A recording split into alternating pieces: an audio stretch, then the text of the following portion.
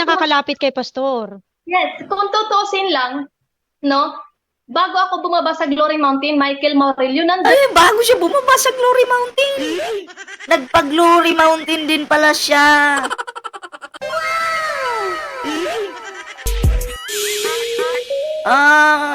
Balik natin ha.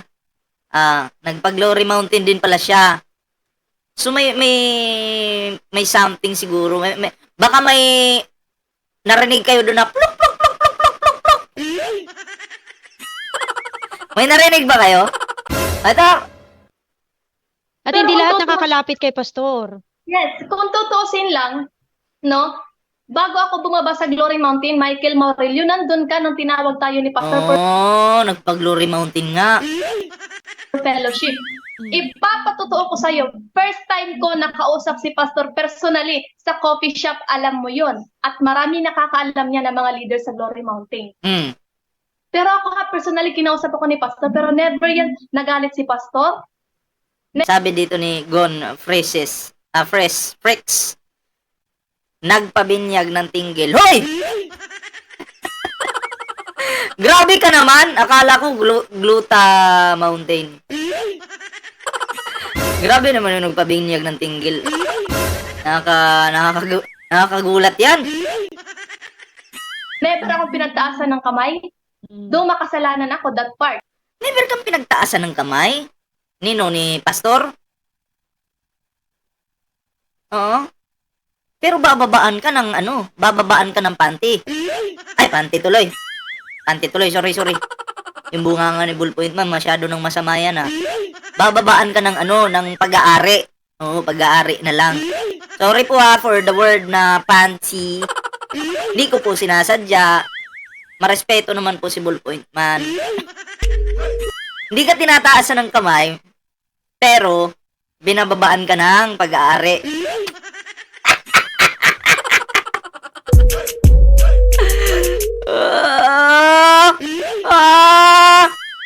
Sa ilalim inugot ko. Boom!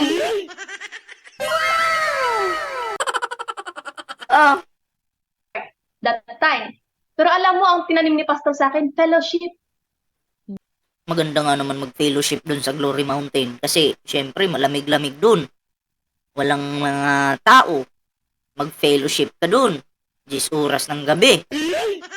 Okay yung fellowship na yan ha. Lahat naman siguro magugustuhan yung fellowship na yan eh. Oh. Fellowship pala ha? Okay. Para lang ma-rewind ang spiritual life mo sa kingdom. Spiritual life. Spiritual life. May kanta yun eh. Pero yung sinasabi mong sinaktan ka ni Pastor, sinampal ka, hindi ka nga nakikita sa trabaho pagdating ng work job eh. Nakikita ka lang pag... Paano naman kasi? 'Di ba? Nagpunta siya diyan para magsimba, hindi para magtrabaho.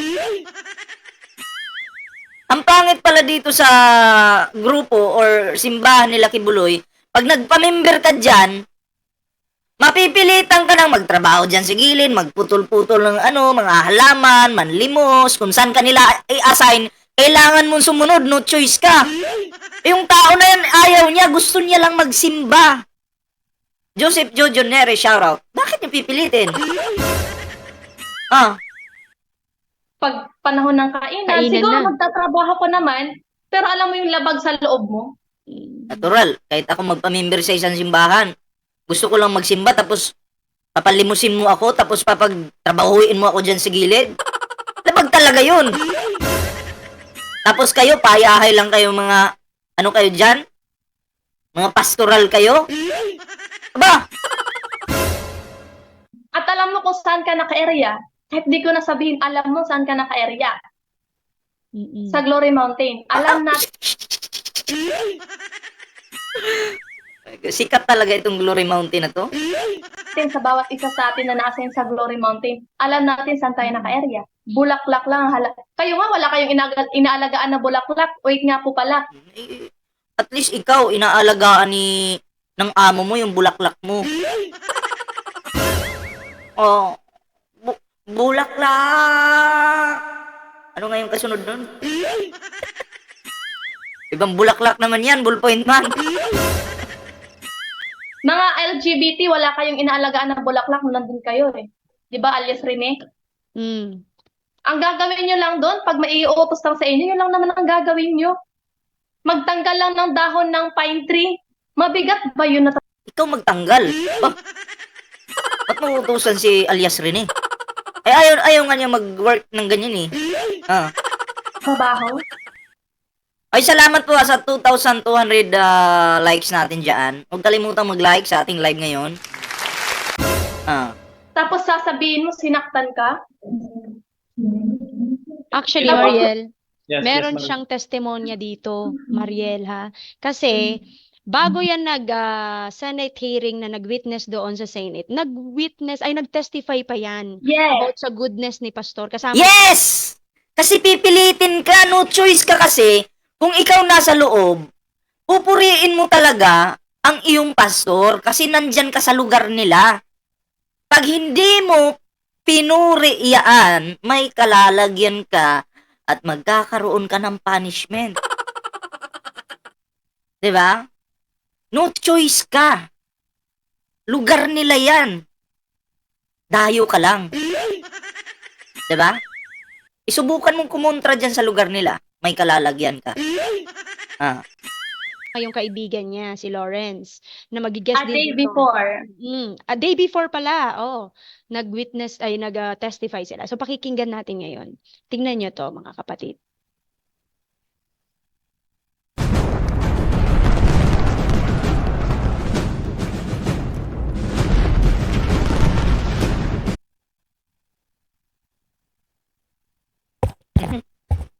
Karon mga kapatid no, kami ang uban pa ang nilawas mi sa kingdom. Ay, ta. Pagmasdan nyo yung mata nung lalaki na nagsasalita. Parang may nagtuturo sa kanya at patingin-tingin sa gilid. 'Di ba? Pagmasdan nyo po. Ay, salamat po kay Jocelyn Falcas Santos sa kanyang pakulay. Maraming salamat po. Eto, pagmasdan nyo yung mata. Focus po kayo sa mata ng lalaki, ha? Okay? Tingnan nyo po yung mata. Huwag po kayong kukurap. Huwag kukurap, ha? Ito na. May mga kanya-kanya po kaming rason. Hindi po kami lumabas because Teka lang. Eto, maniniwala sana ako sa video na to kung kusang loob ng lalaki na gumawa ng video. Kaso, itong nangyari po dito, hindi po ito kusang loob. Pinilit po siya. Pinilit siyang magsalita. Diba? So, iba kasi yung kusa sa pinilit. Magkaiba yun.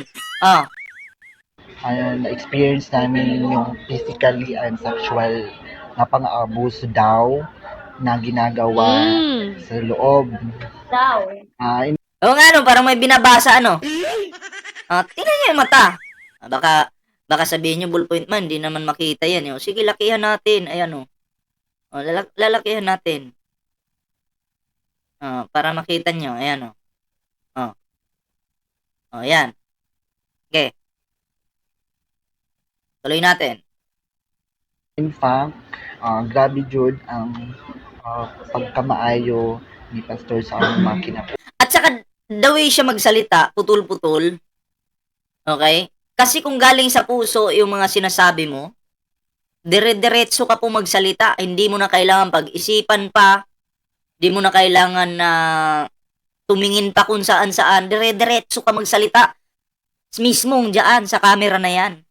Pero bakit parang may something dito? Gagawa na lang kayo ng ng depensa nyo. Halata pa. Uhi, pinaaral kami. Tamo! Pinaaral kami. Labag sa loob niya yung pagsasalita niya. Tanyo, yung sinabing pinaaral kami, kasi siya po talaga, sabi dun sa Senado yata yon Hindi daw po siya pinaaral. At dito, ang sabi niya, pinaaral kami. Pero kung titingnan nyo yung salita niya, labag sa loob niya. Kung papakiramdaman nyo, labag sa loob niya. Ibabalik natin kaunti. Oh, eto. Ni Pastor sa among mga kinabuhi.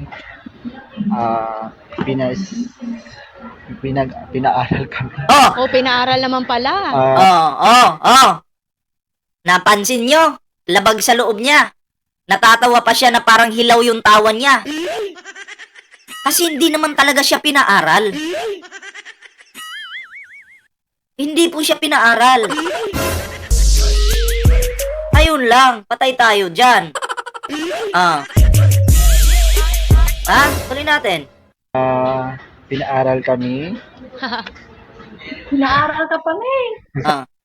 Tapos, ang style po nila dyan, habang ini-interview sila, kailangan mukhang masaya sila. Kaya yung tao sa gilid niya, nag-happy-happy kuno, putang inang happy yan. Isang malaking kahangalan yan eh. Oo, para magmukhang masaya. Oo. Kaya na siya. Bitaw no, kahit nasa gawas meron, grabe pa jud ang pagkamaayo, ang samahan na pinagi sa iyang tinudlo na anak, Pastor Apollo. Matamlay. Matamlay yung kanyang ano dito. Mga... alam nyo kasi pag scripted eh. At kung napilitan ka lang. Sige tuloy. So, Siki Buloy. Diba napilitan siya? So, maulang to. Yan. Diba? Wait lang, ayusin natin.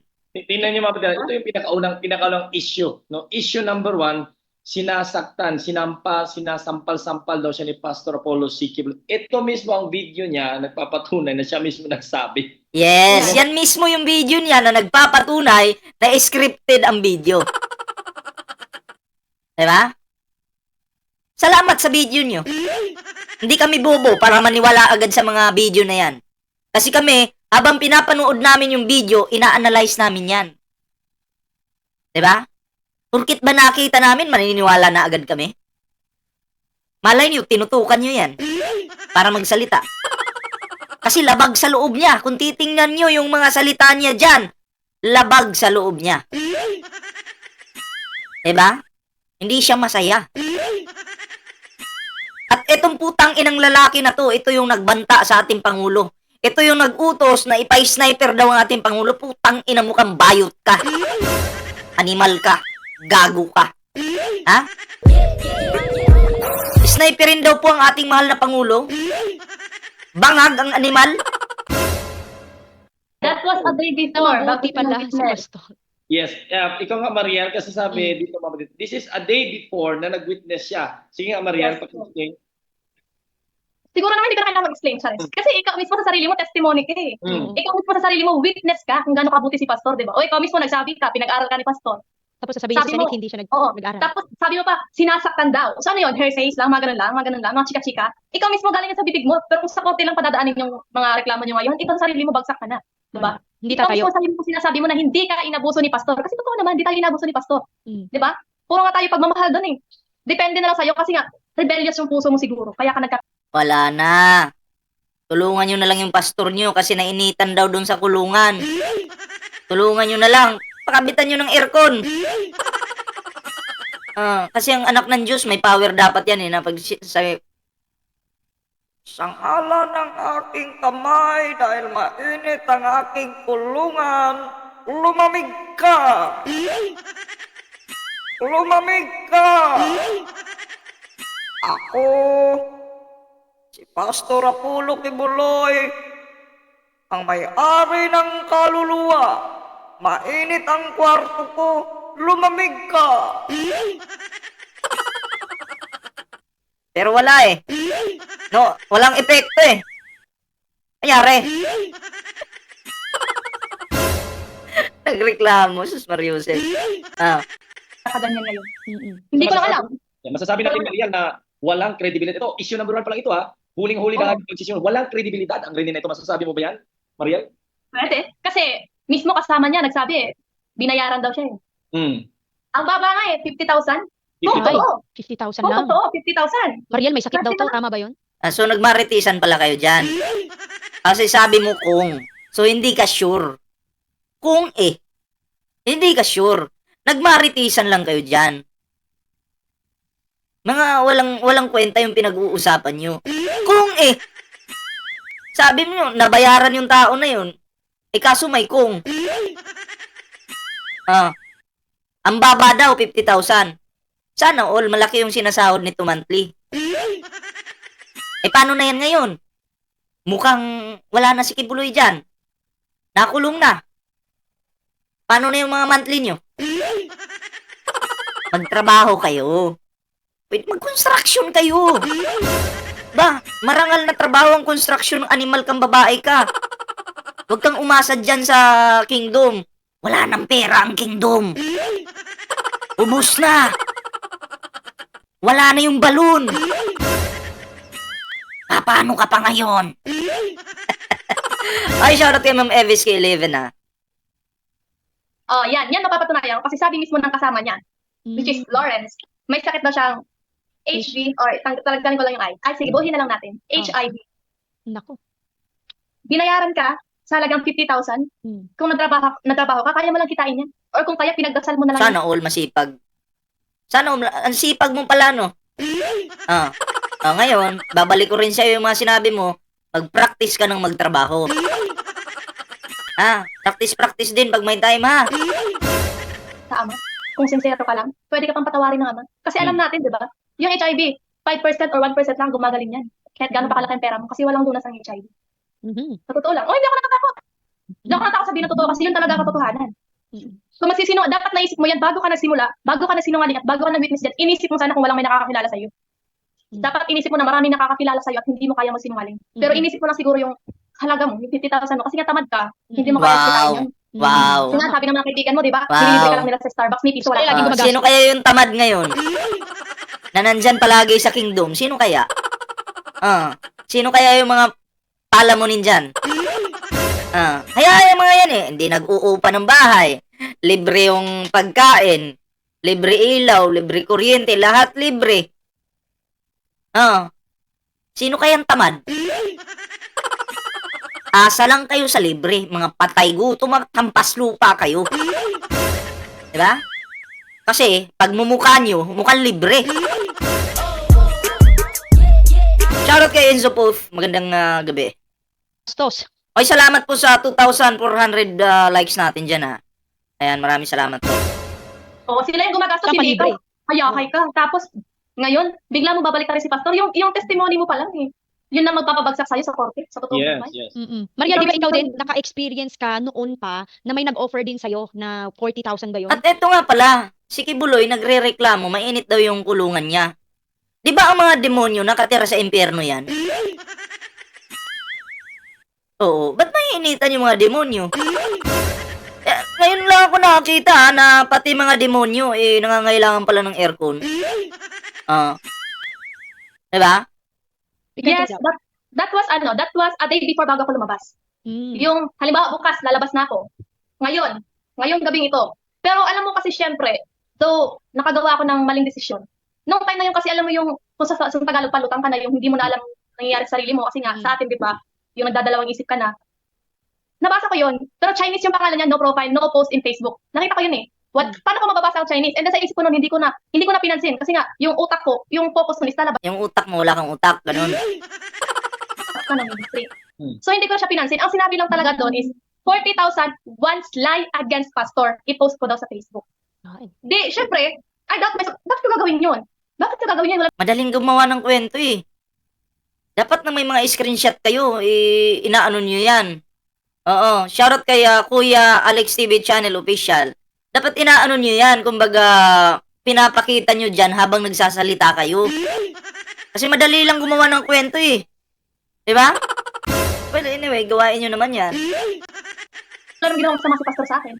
Choice ko kung nagkasala ako, hindi ko kaya panindigan yun. Pero never ako magtatatak sa isip ko na pwede kong sirain si pastor. Kahit siguro mamatay pa Hindi mo talaga sisirain. Kasi yun yung source of income mo Diyan ka nabubuhay. Oo. Bakit mo sisirahin yung kabuhayan mo? Sige nga. Tamad ka, batugan ka, patay gutom ka, palamunin ka lang eh. Tapos sisirain mo pa, pag sinira mo yan, paano ka kakain? Saan ka titira? Saan ka matutulog? Saan ka maliligo? Paano ka makakakalamon? Oh,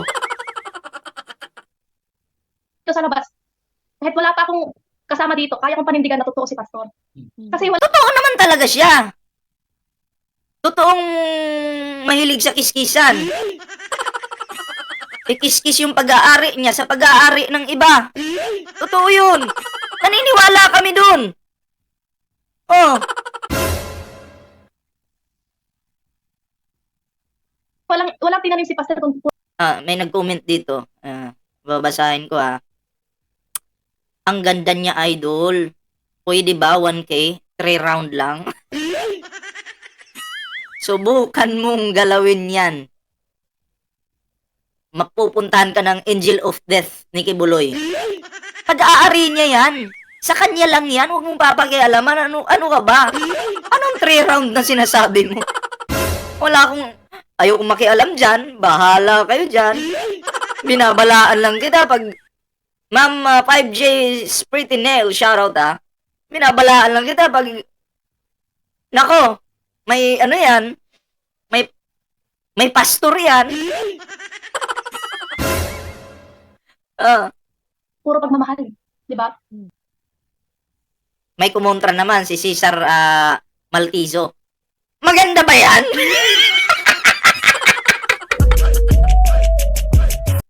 May kumontra. Hoy, grabe kayo Baka ako pa mapasama. Nagbabasa lang ako. Hoy! Nagbabasa lang ako dito. Shoutout kay Annalyn Balagan. Kaya... Sino ba to? Darwin Razon, shoutout. Tuloy natin. Grabe kayo Sa bagay, tanong naman yun. Kay Linda Rosalejos, shoutout po. Kung paano kami binago ni Pastor, kung paano kami inalagaan dyan sa ministry. Not only physically, but spiritually. Ang tanda-tanda mo na, nagpapaalaga ka pa. Jaira, shoutout kay Jaira. Matanda ka na. May bulbul ka na. Oh, may bulbul ka na. Nagpapaalaga ka pa.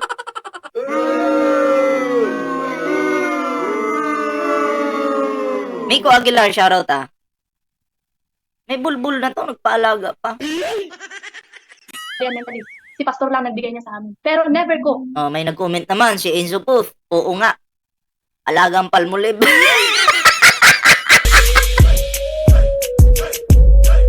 Grabe.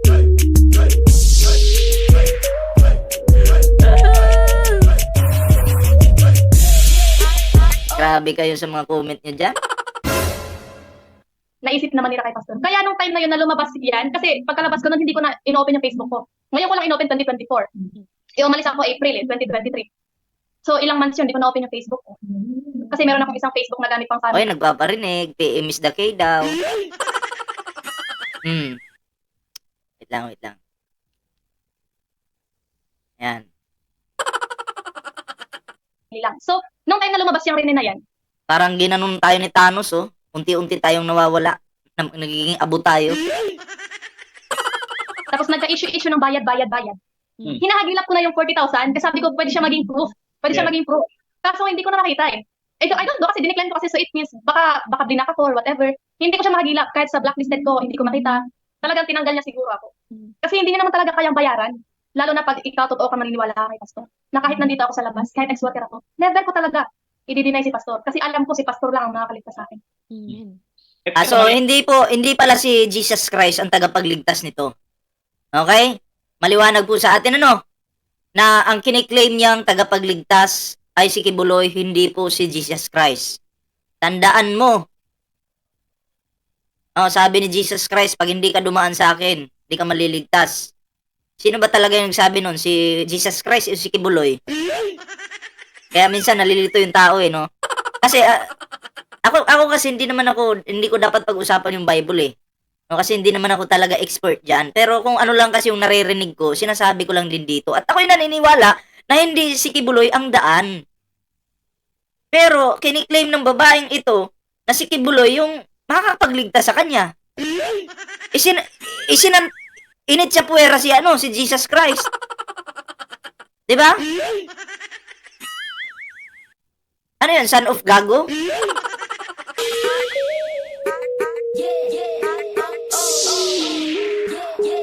Yun, palpak sila dyan. Kung yan yung pinaniniwalaan ng mga miyembro ni Kibuloy, ay marami talagang mapupunta sa ilalim ng lupa. Impyerno pala, impyerno. Sorry. Diba? So, mali yung turo ni Kibuloy eh. No, panlilin lang. Diba? Panlilin lang. Tingnan nyo. Magpapasarap kayo dyan ngayon si Kingdom. Pag namatay kayo, masarap pa rin ba yung inyong buhay? Ay, tingnan natin. Magkakaalaman naman yan eh. Diba? Magkakaalaman yan.